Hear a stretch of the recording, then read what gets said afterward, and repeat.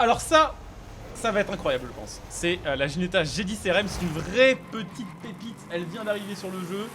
Et on va la tester sur le Top Gear Equinox. Je l'ai pas encore trop testé, j'ai juste, on va dire, roulé un petit peu avec avant le début de cette vidéo. Je ne sais pas trop ce que ça va donner côté performance et côté chrono. Ça va peut-être être très lent, je ne sais pas. Mais ce que je peux vous dire par contre, c'est que cette voiture-là, niveau feeling et niveau sensation, c'est, je pense, dans mon top 10 ever de voitures sur Forza Horizon 5. Elle est incroyable, c'est un feeling de voiture un peu à l'ancienne, un peu souple, un peu mou, mais avec des performances modernes, et ça donne un truc terrifiant à conduire, mais en même temps très fun. Donc on va voir un petit peu de quoi elle est capable sur le Top Gear Equinox. Pour information, sachez que cette voiture est un DLC payant, malheureusement. Elle fait partie du Acceleration Car Pack. C'est un pack à 4,99€ qui ajoute 4 bagnoles. Et j'ai envie de dire, malheureusement, en plus pour cette Ginetta, Ginetta c'est pas très connu comme marque. Et résultat, je pense que dans un pack où elle est entourée de Ford et de McLaren, qui sont des marques, je pense, plus connues par le grand public, elle va peut-être un peu passer à la trappe, elle va être un peu discrète. Alors que, très clairement, parmi toutes les voitures que j'ai testées dans le pack, il me reste que la GT500 que j'ai pas encore testée, la Ginetta G10RM c'est de très loin la plus cool à conduire. Et vraiment, je vous recommande de la tester si vous avez ce pack-là. Donc évidemment, vous la présentez.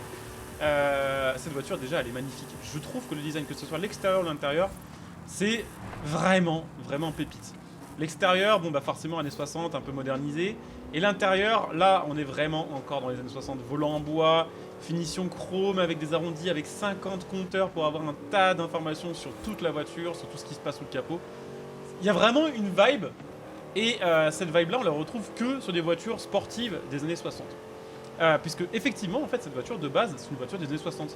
G10 RM, c'est pour G10 Rest Mode.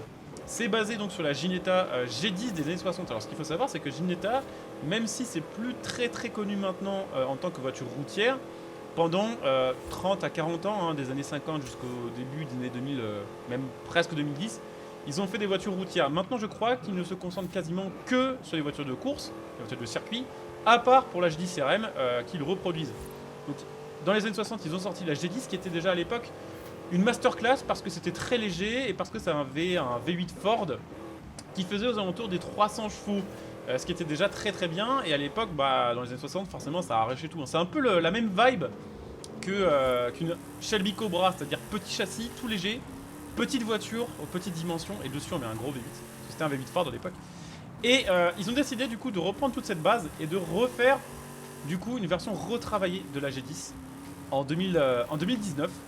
Et les chiffres sont impressionnants parce que ça fait 950 kg pour 450 chevaux d'origine, grâce à un moteur V8 Cylindre 2. Alors je ne sais pas d'où il vient ce moteur, je ne sais pas si c'est un moteur d'origine Ford ou Chevrolet, ou même peut-être Dodge. En tout cas, 450 chevaux full stock pour 950 kg, c'est quand même masterclass. Le 0 à 100 se fait en environ 4 secondes et demie. Alors ça, c'est pas ultra impressionnant, mais c'est juste qu'en fait, de base, cette voiture, sur Forza Horizon, elle a des gommes course vintage, et c'est pas du tout des bonnes gommes. Donc forcément, pour les axles, c'est compliqué.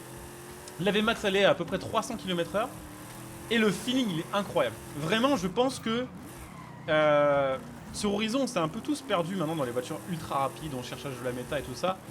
On a peut-être pour certains un peu zappé que Horizon, c'était aussi la balade, c'était aussi un peu l'exploration. Et ça, franchement, c'est dommage que ça arrive aussi tard sur le jeu, parce que elle aurait été présente dans les 3-4 premiers mois, ça aurait été l'outil parfait pour faire des balades. C'est incroyable, le son est top, et la conduite est vraiment vivante en fait. C'est pas du tout plaqué au sol comme les hypercars modernes, ça reste rapide, mais c'est entièrement autre chose en fait. Du coup, forcément, le chrono qu'on fait de base n'est pas dingue, parce que la voiture est en classe A, on fait 4,04 295. Ça nous met top 87 du classement. C'est pas très bon, c'est même mauvais en fait. Mais à côté de ça, la voiture est juste exceptionnelle. Et je pense, vu qu'elle est très légère de base, qu'avec les améliorations, on devrait avoir une caisse quand même bien pétée. Donc écoutez, on va aller se l'améliorer, on va voir ce que ça va donner dans quelques instants. Ok, ouais, elle est belle quand même. Elle est même plus jolie, je dirais, que la G10 originale, parce qu'elle n'a pas les mêmes jantes, et surtout la G10 originale avait une prise de capot monstrueuse, qui était, mais genre vraiment monstrueuse, genre pas beau quoi. Là on a un look un peu plus classique. Il y a même vite fait des airs un peu de Jaguar type E, qui sera un peu difforme.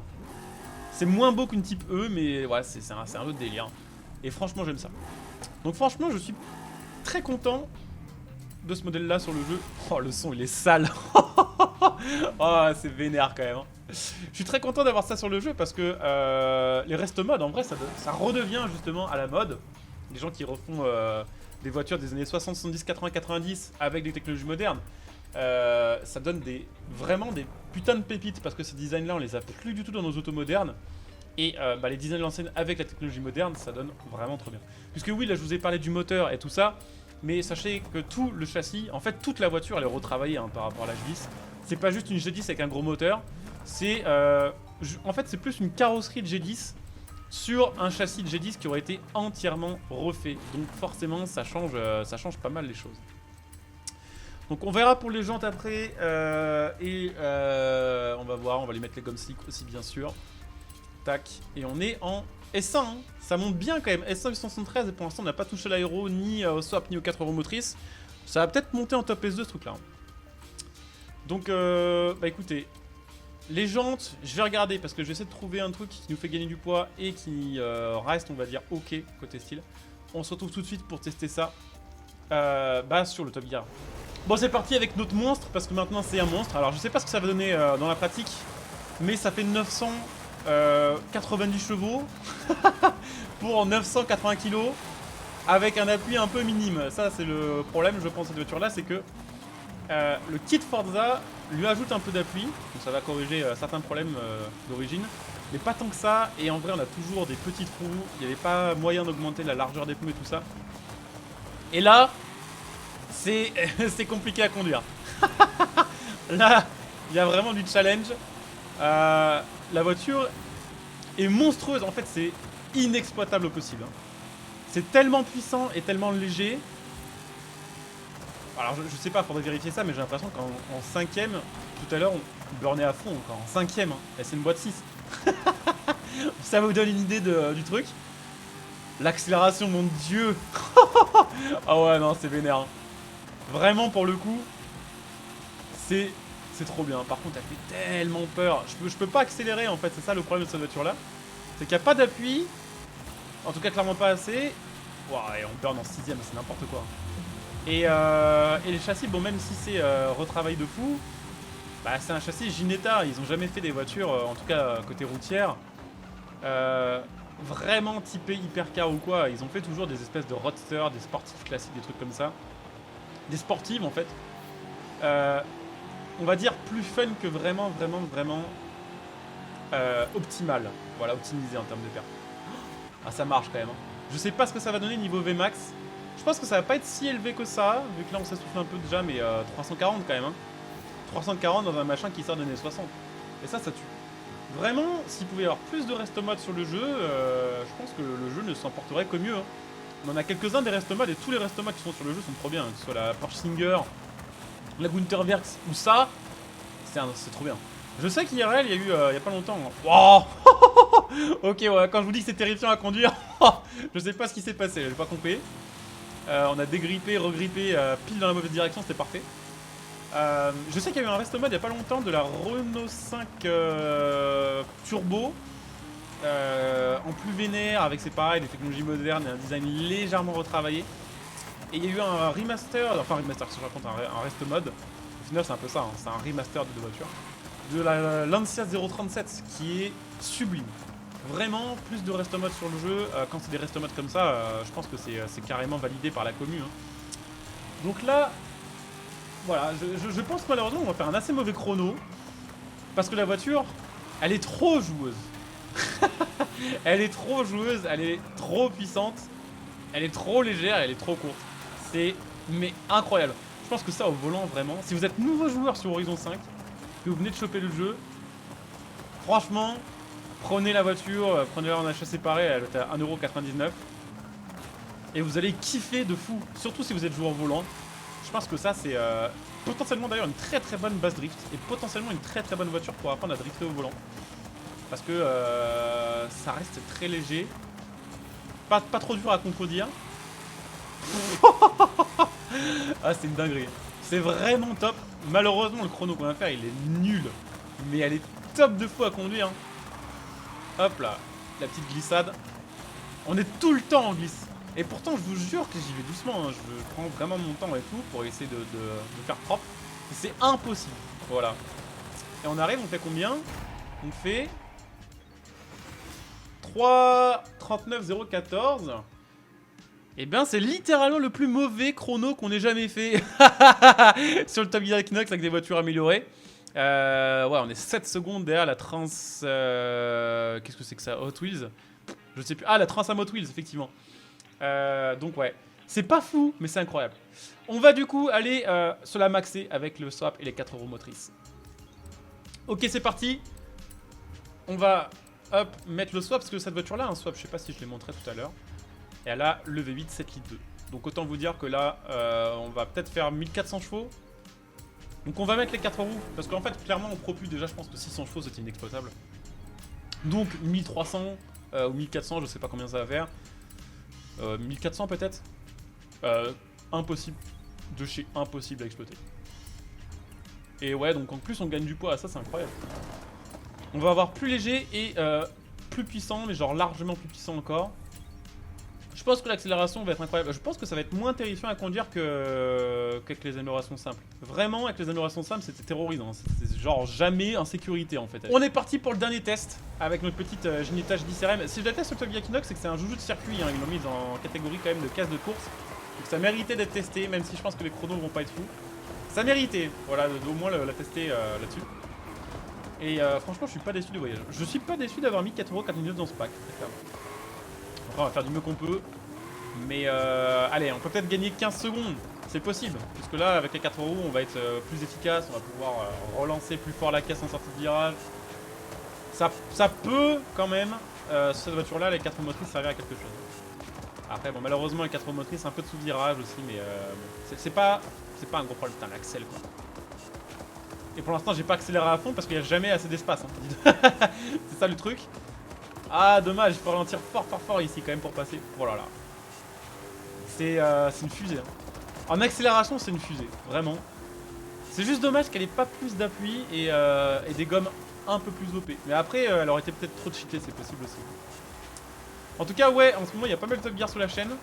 Il y en aura d'autres qui vont arriver là dans les jours qui arrivent parce que il y a effectivement certains modèles que j'ai pas encore testés en fait, tout simplement sur le Top Gear Equinox. Notamment certains modèles, on va dire, très connus. Comme la P1, et la Ferrari, ce genre de truc, les anciennes... Il y a une génération de supercars que j'ai pas trop fait sur le jeu. Donc c'est possible qu'il y en ait quelques-unes de ces vidéos-là qui sortent dans la semaine à venir. Mais voilà, c'est temporaire, parce qu'après, de toute façon, le reste de la saison, il n'y a plus de hypercars ou de supercars qui sont ajoutés. Donc, fallait le tester au moins une fois pour voir ce que ça donnait. Donc voilà, on est presque à 400 km/h au final. Je pense qu'elle peut prendre 400 celle-ci.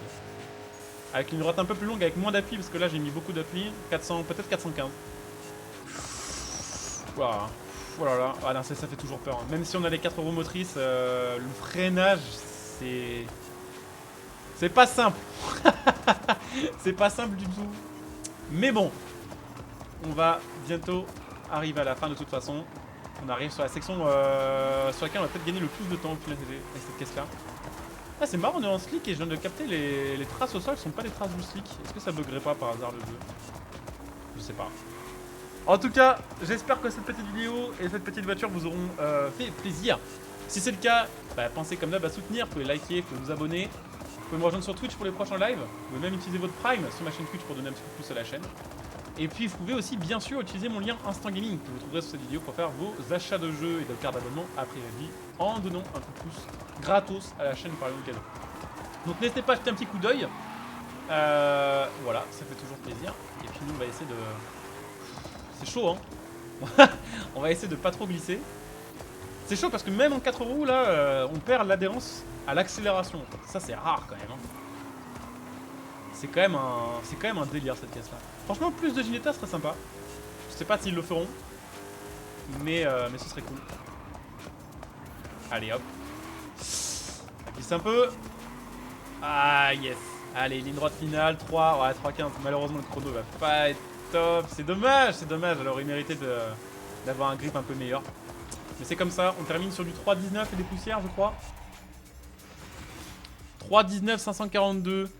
Ah, on est plus dernier, on est remonté de quelques places dans le classement des voitures full. On est à la fin quand même, on est dans le top 90. Derrière la Toyota de NASCAR, autant vous dire que c'est pas fou, hein, parce que la Toyota de NASCAR c'était quand même une belle merde. Et devant la TS GT, qui a beaucoup dégringolé en perf entre FH4 et FH5. Donc voilà, on l'a testé, personnellement je vous la recommande vraiment parce qu'elle est cool à conduire. On se retrouve très bientôt pour une nouvelle vidéo, en attendant portez-vous bien, bon jeu à tous, ciao.